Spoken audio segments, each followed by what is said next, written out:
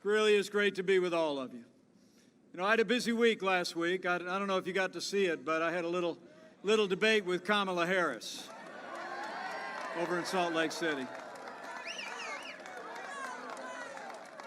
Some people think we did all right, but let me be clear with all of you.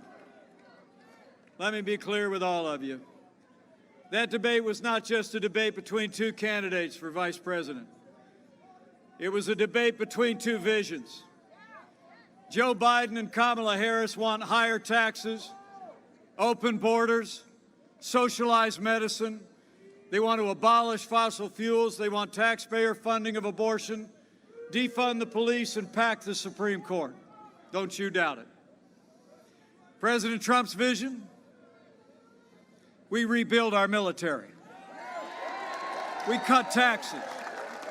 We rolled back regulations. We unleashed American energy. We secured our border, supported law enforcement, stood for life and liberty and the Constitution of the United States.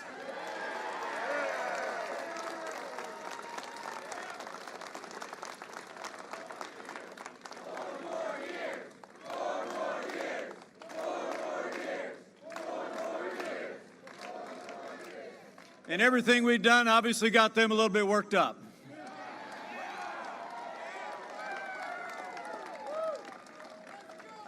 But I got to tell you, when the people of Ohio compare the Biden-Harris agenda with our agenda, the choice is clear. If you cherish faith and freedom, law and order and life, in 22 days we need you to re-elect President Donald Trump for 4 more years.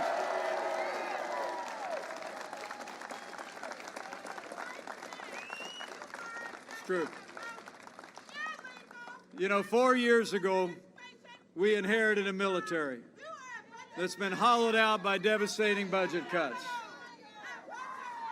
an economy that was struggling to break out of the slowest recovery since the Great Depression.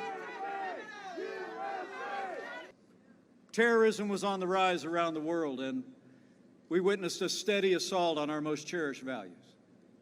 But in 3 short years, we rebuilt our military. We restored the arsenal of democracy, and as your Vice President and the proud father of a United States Marine, I'm happy to report we're finally giving our soldiers, sailors, airmen, Marines, and Coast Guard the resources and the support that they need to defend this nation.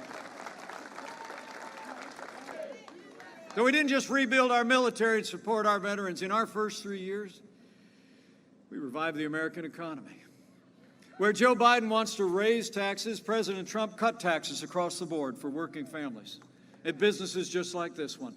We rolled back more federal red tape than any administration in American history. We unleashed American energy. We fought for free and fair trade, and in just 3 short years, businesses large and small created more than 7 million good-paying jobs, including 97,000 jobs right here in the Buckeye State.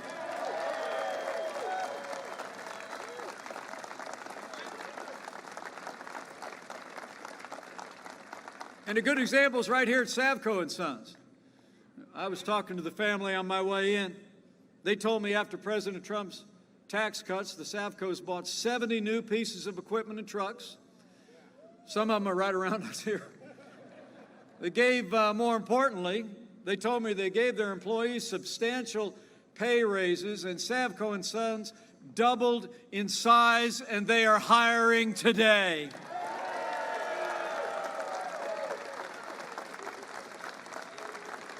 What a great family and a great company. So we've stood for our national defense, for our veterans, and for jobs and opportunities, businesses just like this one. And President Donald Trump has stood every day for the rule of law. We've appointed more than 200 conservatives to our federal courts at every level, and they are all men and women who will uphold all the God-given liberties in our Constitution, like the freedom of religion, the freedom of speech, and the Second Amendment right to keep and bear arms.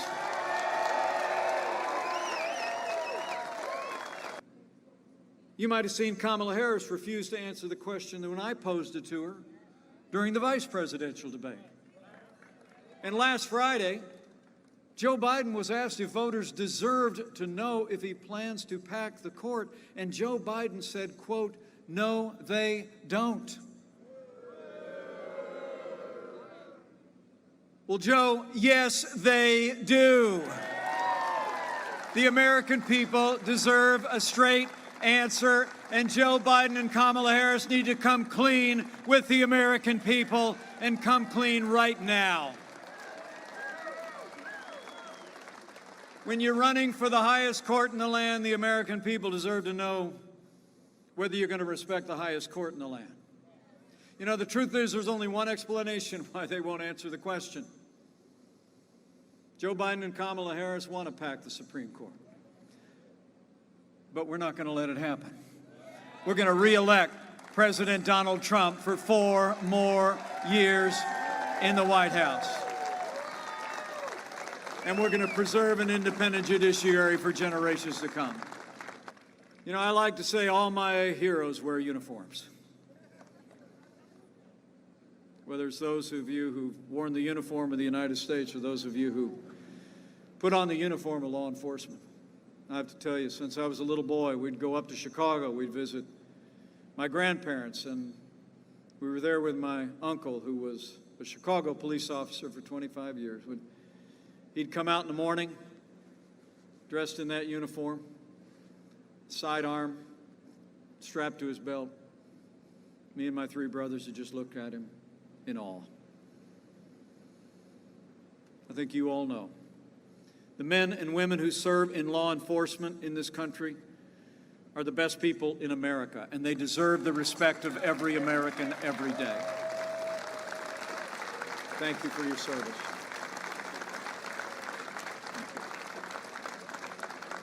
Now, President Trump and I will always support the right of Americans to peaceful protest. But rioting and looting is not peaceful protest. Burning businesses is not free speech. Violence against innocent civilians, the destruction of property, or violence against law enforcement will not be tolerated, and those who do these things will be prosecuted to the fullest extent of the law.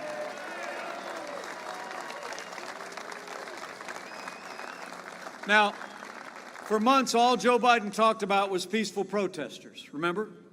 All summer long, as the American people literally watched businesses in their communities burn to the ground. I was in Minneapolis not long ago.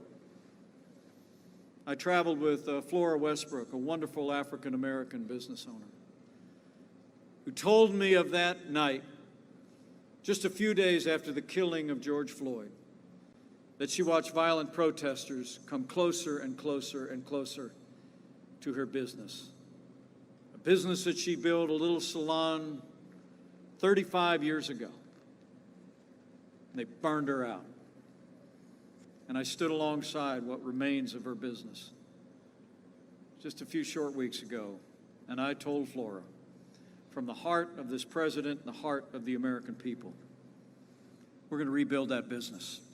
We're going to rebuild that community, bigger and better than ever before. Flora and all those like her who've been victimized by these violent protesters and rioters deserve nothing less. But the truth is, Joe Biden would double down on the very policies that are leading to violence in our cities. I mean, when you start to withdraw support for those who protect and serve, you only embolden those who would do harm to our communities and our families.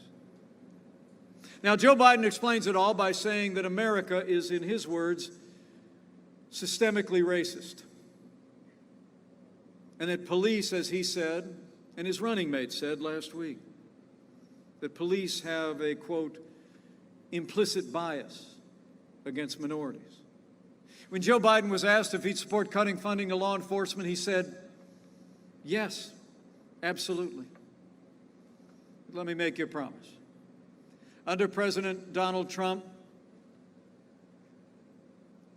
we're going to back the blue. We're not going to defund the police, not now, not ever.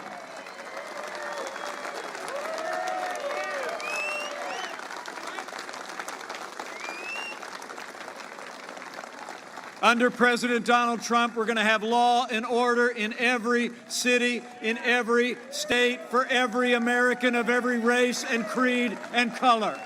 So help us God.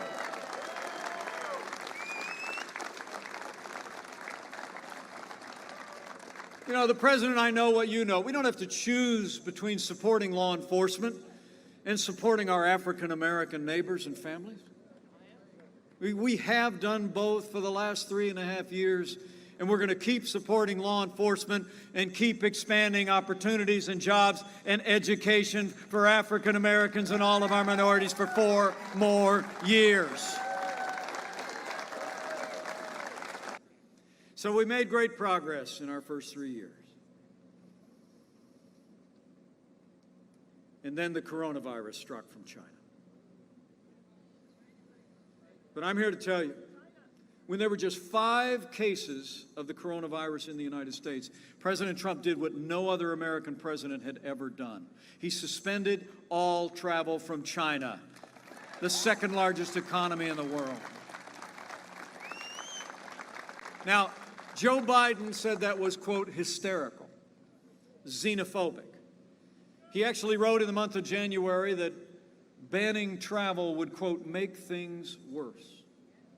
But I can tell you, as the head of the White House Coronavirus Task Force, President Donald Trump's action, suspending travel from China, saved untold American lives, and it bought us time to stand up the greatest national mobilization since World War II. It's true. And for decades we saw America losing out to China in international trade. When we came into office, half of our international trade deficit was with communist China. $500 billion a year lost to that one country. Joe Biden's been a cheerleader for communist China all along the way. He actually said that the rise of China was a positive development for America. And Joe Biden wants to repeal all the tariffs that President Trump has put into effect to hold China accountable and level the playing field for American workers. President Trump, he put China on notice on day one, and the era of economic surrender is over. We're going to stand strong until China opens their markets to U.S. goods and respects the intellectual property rights of American businesses.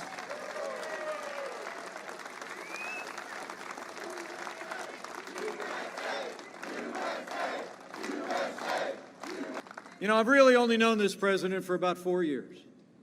We'd met each other a couple of times along the way, but when I met him before he asked me to join this ticket, I sensed what you did 4 years ago. I sensed a vision, a belief in America, a belief in the American people, and the leadership qualities to make it happen. I joined that ticket in a heartbeat. You know, some people think we're kind of different.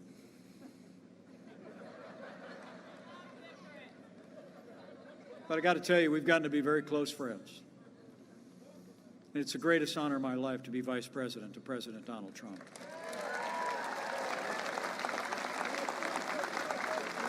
It is. And I thank you for the honor. But I want to tell you something. I've seen it firsthand. I've been at his side every day for the last 3.5 years.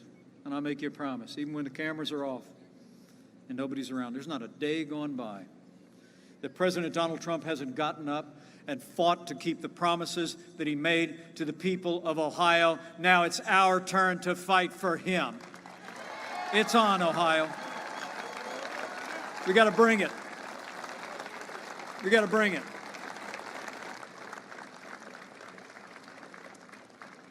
And I'm absolutely convinced when you get out and vote and bring your neighbors and friends and family to the polls between now and Election Day, when you get out and tell that story, that with your continued support and prayers every day between now and November 3rd, we're going to make Ohio and America more prosperous than ever before. We're going to make Ohio and America safer than ever before. And with Troy Balderson in a new Republican majority, in the House of Representatives, with a re-elected Republican majority in the United States Senate, with President Donald Trump in the White House for 4 more years, and with God's help, we're going to make America great again. Again. Thank you all very much. God bless you. God bless America. Let's go get it done.